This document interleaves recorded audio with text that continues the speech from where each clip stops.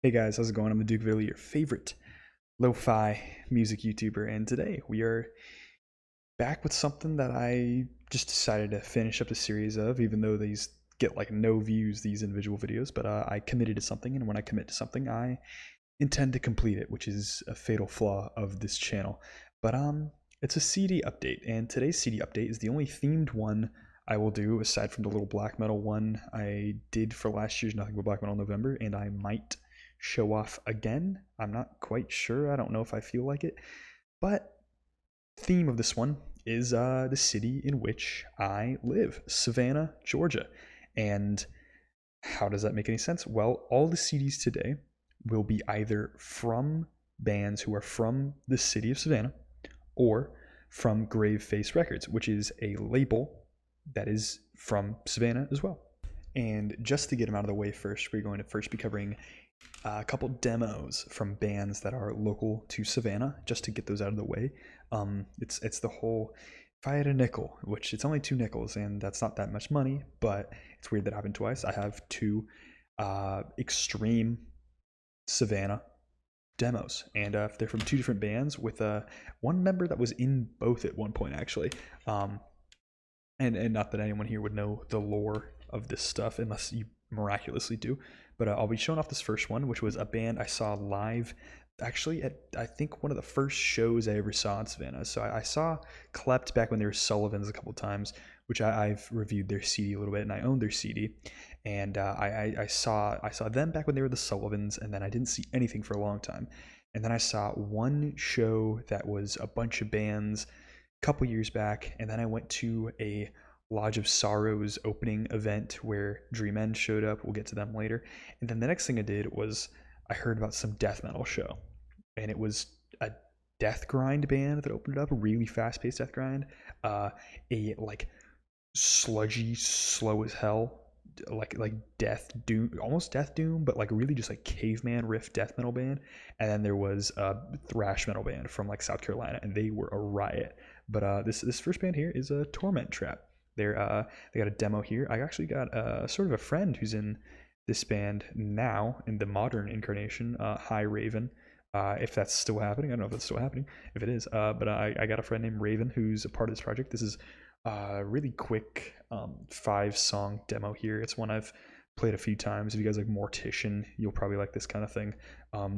Real knuckle dragging, really growling. Like it's not quite slammy. I don't think it's slammy at all actually, but it's good stuff. I've been getting into death metal recently, but vocals are like really heavy stuff, and they sound great.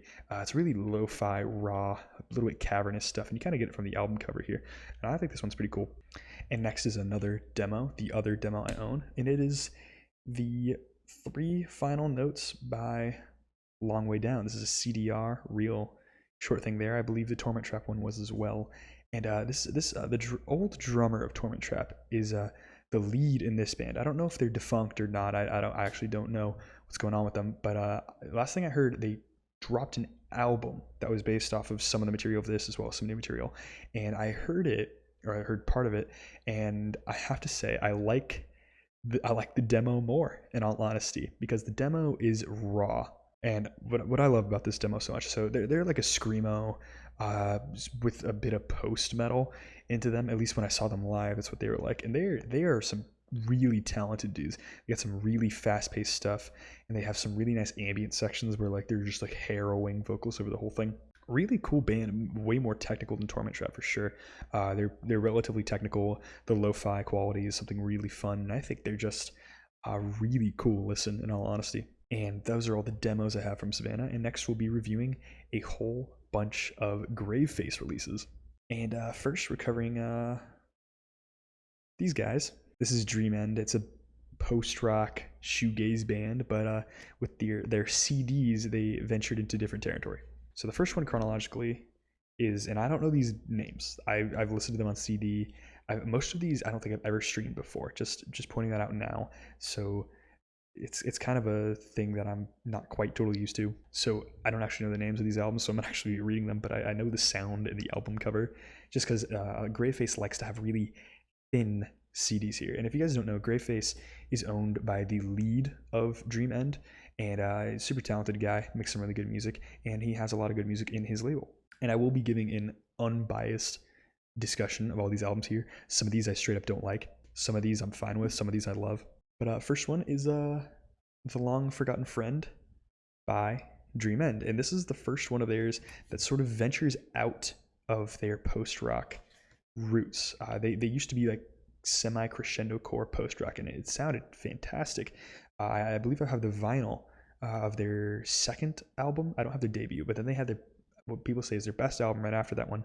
And then they made this one, I believe, which is a pretty hard turn, dipping into Americana sounds, and it has a lot of interesting textures there. And there's some good songs on this one overall. I think there's some really good emotional moments. It's more lyrical overall than their other material, but I think it's a very pretty sound, and it does start a trend of all the Graveface where every single album for some reason has to have chimes, like not quite a xylophone. I couldn't tell you what it is, but it's chimes. They're very bright and chimey. It's the instrument that's in the YouTube video ads that are like that feel like auto generated. Not a knock against the instrument itself. I'm sure there are good applications that are there somewhere, but this one I think is solid. It dips into Americana a little bit. There's a little bit of banjo, but it's not too egregious. And then they got another Americana dipped one, So I Ate Myself Bite by Bite. I love this album art. Unfortunately, I don't love this album. I think the singing here is it's just not his best. I don't think it's Ryan's best. I Some of these songs feel kind of pointless. Some of the instrumentals I find just kind of lacking in much substance, and I feel like the whole timing of this album, it feels kind of incomplete in its total runtime, and at the same time, it feels like I mean there's not that much I want to latch onto. It's not entirely bad. There are a couple songs here that I like that are a little bit more have a bit more speed to them, that have a entertaining quality, at least in that regard. But I think overall this is the weakest Dream End album.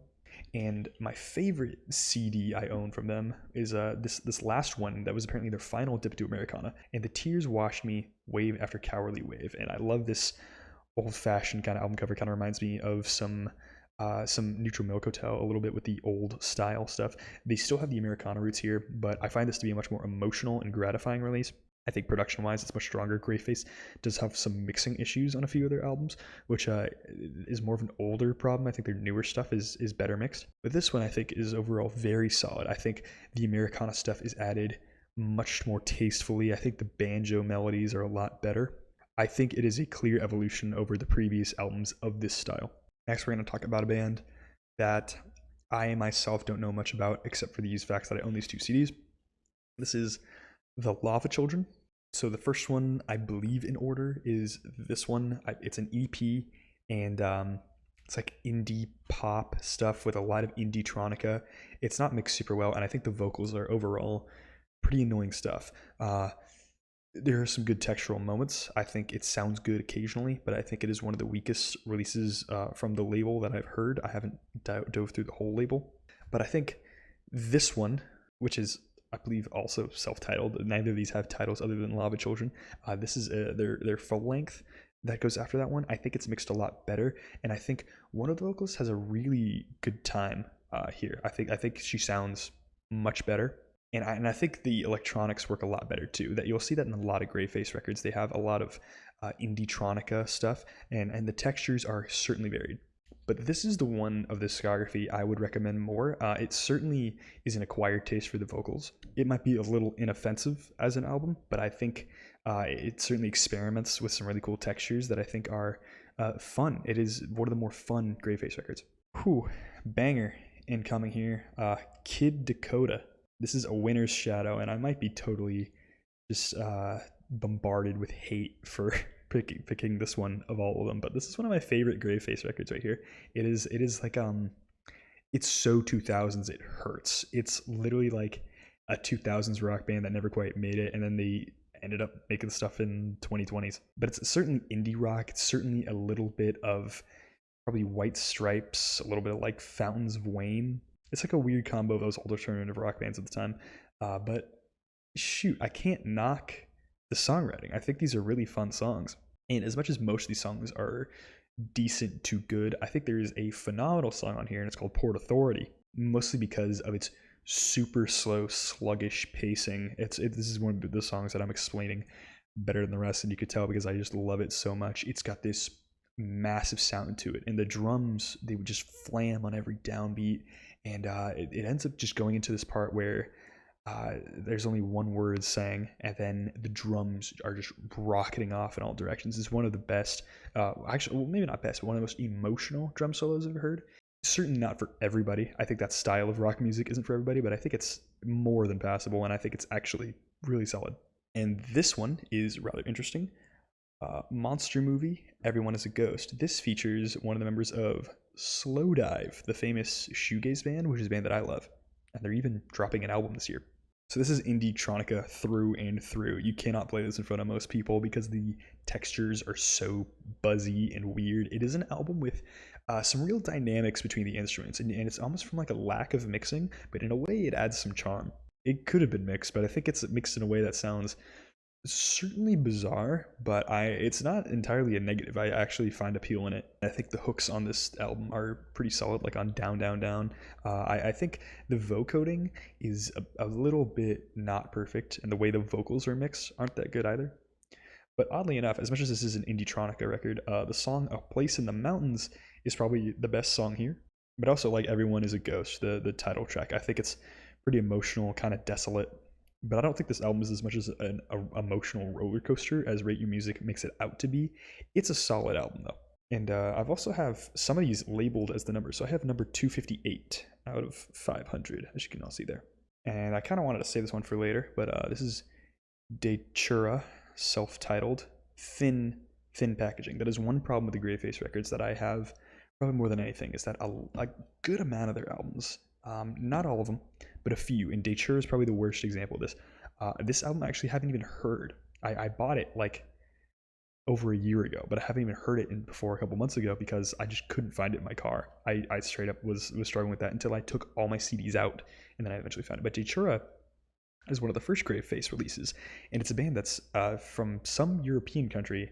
I don't know if it says it here.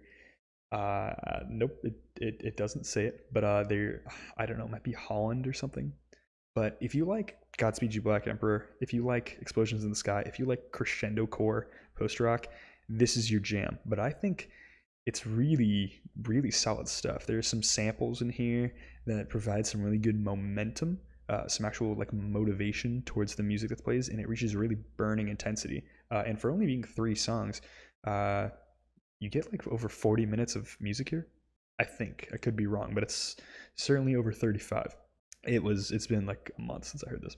But one of the most solid Graveface records for sure. It's produced beautifully, not overproduced by any means, but it is mixed in my opinion almost perfectly. It's a little on the raw side, but it's in a way that works super well. It's also highly gratifying, amazing payoffs, beautiful record here. The next one is The Loose Salute, Tuned to Love, and I love this album cover. It's this nice rainbow vomit between 2 people. This is like sort of like an indie folk, vaguely country stuff, but there's some rock elements as well. And the vocals are a huge struggle on here. There's a male and a female vocalist, and the male vocalist, I don't like his vocals at all, in all honesty. But the female vocalist has a interesting, I would describe her sounding like singing for a children's TV show. And take that for what you will. I think it kind of works in a way. Like it adds like a youthful quality to this whole thing. It's like a nostalgic quality, which for these vaguely country style songs, I think it works better. And it's not aggressively country, by the way. It's certainly Western leaning, but it's not like saturated in the stuff. It's not my least favorite Graveface record, but it's certainly not my favorite. I just decided to cover this one right now. This is 100 Hands with, gosh, the title's so small. Her Accent Was Excellent. And it's this cute little album cover here. And this is like if you had someone who listened to a lot of uninspired indie rock and like 2 minutes of post 90s Radiohead, and you're like, okay, make an album. And there's on here, I believe there's also a female vocalist, and she's also much better than the male vocalist. The male vocals on here are a real struggle, and the songwriting for me is a big struggle, except for some of the later tracks. personally. I believe some of the later tracks are a little bit better. The electronics are a bit more fleshed out. But in my opinion, this album is a bit of a struggle. And here we have Black Moth Super Rainbow with Eating Us. And get a load of that album cover, huh? Isn't that crazy? And I'm honestly gonna tell you, it sounds like it looks bizarre. And what I mean by that is you get sort of an indie-tronica dream pop thing going on here. But the vocals are so thickly vocoded that like you could not mistake the sound here. It's like you really have to like intentionally use that as a design choice here, and it pulls away from the singing actual content here, but it's more of like its own instrument at this point, and I don't like that much. Apparently this band has gotten way better at doing vocoding stuff, but on this early stuff it's pretty egregious vocoding. That's not to say that the instrumentals aren't solid. The instrumentals I think are very solid. They're even inspired. I think the musical content of this is quite excellent. It's just the vocoding is very distracting. But I think it's a cool album, and this one is a jewel case, and that's already bonus points for me. Just displaying the weakness of some of these Graveface CDs here. My CD just fell out of this little case here, and I didn't even try to do that. But this is one of my more enjoyable Graveface records here. This is The Casket Girls with Sleepwalking, and the album cover it's just got a nice cardboard like texture. I don't know, it's got like a little bit of texture to it that's extra. You can I just like feeling it. But it's also maybe my favorite album cover in the entirety of Graveface. It's so pretty. But this is like a real indie pop record here. It's got a little bit of slowcore in there with the slower delivery of everything. The repetitive arpeggiating synths are something that's so cozy. And there are two female vocalists on this one. And I believe Ryan Graveface plays instruments for this band. I don't know particular. I could look at the credits and probably figure it out, but I don't really feel like it right now. It's I'm recording super late at night, so I don't really feel like it. But I think the songwriting on this one is actually really nice. I actually like the title track "Sleepwalking." It's a whole track about like living your life and not. I mean, the analogy is you're not sleepwalking through life, and I think it's a solid line overall, but it's straight being like, I'm not afraid to die because I'm living currently. And I think that is a very solid message. And I think the hooks are fun. It's a super fun record. It's very twee, but I think it's very solid for that reason. And up next, maybe the most interesting Graveface release. This is Milk Money by the group Dosh. Actually didn't know they were called Dosh. I thought this was just Milk Money for a while. But that album cover is like an instrumental keyboard setup. But what you got here is like indie-tronica, like collage. Gonna have my thing refocus if I can. But this is like really cool, almost epic collage a little bit. Except it's not collaged at all. It's just epic. I'm not really familiar with that much electronic music. But the way this stuff builds is really cool. A lot of it is like abstract, very minimal vocals on the whole thing, and I think they're all sampled, and I think there are some organic instruments. But what is really cool is the song Legos, I believe it's the last song, is over 25 minutes long, and it just churns through all these different ambient soundscapes. It is an amazing song to drive to, especially in Savannah, which is a beautiful driving city, to be completely honest with you, and it's also a really good walking city. But I wouldn't listen to Legos when you're walking. I would listen to that when you're driving down Abercorn with all the trees around you or something like that. But I think this is one of my favorite actual Graveface albums here. I think it's super cool and inventive. I think it is really inspiring for me. I think it's a super cool release. And I almost forgot I own this one. I haven't heard it in a long time, but this is Sal by Serengeti. And the whole thing of this is it's like conscious hip hop, abstract hip hop, except it's in a very twee indie aesthetic here. It's very soft, which this opens up with the song Karate, which he's rapping. It feels like Chance the Rapper, but even more I Love My Wife. It's like so suburban and cozy in a way. I don't know this person's background at all, but I think it's a very beautiful album. It's a very twee soft album. It's got the same vibe as Casket Girls, roughly, except it's cute. And it's one to play when I'm going on long drives. I think it's a very fun album. overall. And the lyrics are very strong as well. The mixing also particularly good. And now we're getting into what I would strongly consider the heavy hitters of Graveface. Other than the Dream End record I have on vinyl, which is still not as popular as these upcoming bands, which one of these was given to me as a gift, but the other three rather, I all got with these other ones in a Graveface like CD package, which you get for insanely cheap. And I'm telling you guys, if you want to start a CD collection, seriously hit up Graveface. Like this is such a good way to start your CD collection. Like even if only one of the albums was fantastic, it would kind of be worth it because I spend $20 on Discogs, probably more, to get a CD flown in when I could buy a Graveface CD collection. And gosh, I got, well, there are like 3 or 4 duds in this pile. I mean, there's also a ton of these are at least good, and I'd probably say like 4 of them are like great. But first, we got a band called Blue Water White Death. And the CD's poking out there because Graveface has packaging that is just things just pop out, and there's a little goodie inside here, little fish man, little fish man there. But what's cool about this is it's a Jamie Stewart project, Jamie Stewart from Shoo Shoo, and it's more of a folk album here, and it is like a medieval aesthetic folk. I wouldn't go as far as to call it neoclassical darkwave. I don't think it's nearly that far, but it is a very isolating album here. And at first I wasn't sure if it was Jamie Stewart until I was like, is that Jamie Stewart? And I looked it up, and it is. But if you don't like Jamie Stewart's vocals on most Shoo Shoo records where he's hushed and distorted, you would probably like Blue Water White Death because he's still tense. He's still very tense, but it's a lot more approachable for a casual listener.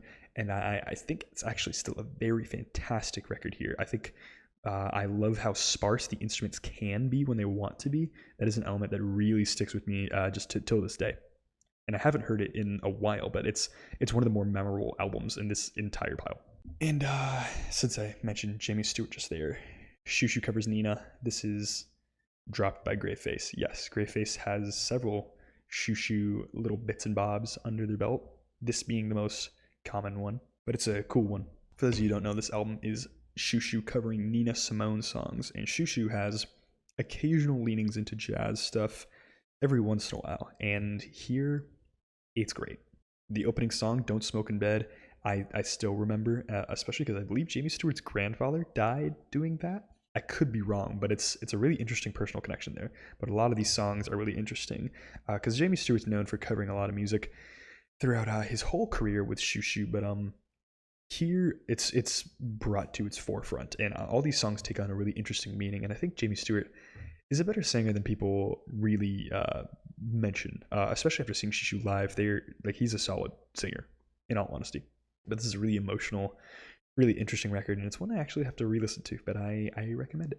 And next we get the other popular project from Graveface, and one of them I still have in plastic wrap packaging because I've kept it in there. I've listened to it and I pulled it out and put it back. But this band is Whir. First is Sway. This is their full-length album before their major controversy, and they were outed as being people said they were transphobic, but I mean, I don't know how warranted that is. I've seen the quotes, and they're a little mean for sure. But I believe almost contextually, these guys are known to just be super edgy, and I know a lot of people for being just super edgy, and they don't really mean the stuff that they say. But I'm not really gonna leave a comment on whether or not they did anything, and it doesn't really matter for in case of the music. But I don't really know. But what's funny is Graveface, I definitely got this after the controversy because I didn't even know the band existed before the controversy. But this is, I've reviewed their first EP when it was Whirl, and I think I mentioned that I owned Sway right here. But this is very melancholic, beautiful shoegaze. It's pretty thick and hazy, like My Bloody Valentine, but with a lot less dynamics. It's much more of a brick, and the thing that really carries the weight are the chord changes and the vocals. It's very sad stuff, and it's very, very beautiful. I really, really like this record. And let's say you would prefer dynamics in your Whir material. This is an EP by Whir called Around. Here it is right there. I still have it in plastic packaging, and it's the only plastic packaging I think I've kept for any of my CDs. It's been opened plenty of times. You can see by the wear right here. You see it's been taped over and over again. I'm not a poser, I swear. But this one, I'd say, is just as good. In a way, it's louder. It's certainly shorter, which is a big detriment. But some of these songs, I believe one of them is like 8 minutes long. So it's got some real length with a couple of the tracks here. This was given to me by my good friend Jen for my 21st birthday, I believe. So that was a little over a year and almost a half ago. Which is crazy to think, but this is a gorgeous, high dynamics, very interesting EP here. I think it sounds utterly gorgeous. If you want more post rock in your whir, this is certainly the EP to listen to. But yeah, that's all my stuff from Graveface, as well as the demos from other Savannah bands. And yeah, I also want to mention that buying that Graveface package of all the individual stuff is so worth it. Like, sure, I might not love everything I've gotten from Graveface, but I love enough of it where that was a huge deal. And besides, like, me having CDs is a really good excuse to listen to new music. And sometimes I'll buy CDs of bands that I already like Slayer. I only actually knew Slayer's Show No Mercy and Rain and Blood before Seasons in the Abyss was acquired from Graveface, which they are also a record store with tons of different material. And I urge you guys, if you guys ever visit Savannah, to check out all the Graveface locations. I'm not sponsored in any way, shape, or form. I got a couple buddies who work there, but I wouldn't say I'm sponsored at all. But if they ever would want to sponsor me or my musical projects, then shoot, I'd be happy. But yeah, that's about it. That's basically my whole musical collection. I've gotten more CDs since then, and I've even gotten rid of an old one and traded it for something different. But I just wanted to show off my Savannah CDs before I put them over on my shelf so I can clean up my house a little bit. But that's about it. If any of you guys care, I'd appreciate a like and subscribe, and any comments, questions, or concerns down below, please. Do you like these albums? Do you know these albums? If you don't, you should probably check them out. A lot of really cool bands here. A lot of these bands even aged better with time, so I've heard.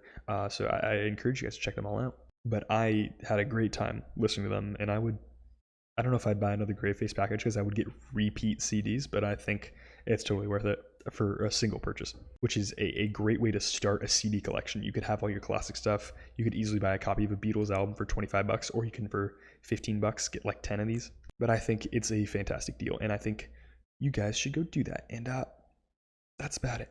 Social media in the description: Instagram, Twitter, Discord. Please join the Discord. I love it there. And geez, that's about it. Have a good day. Bye.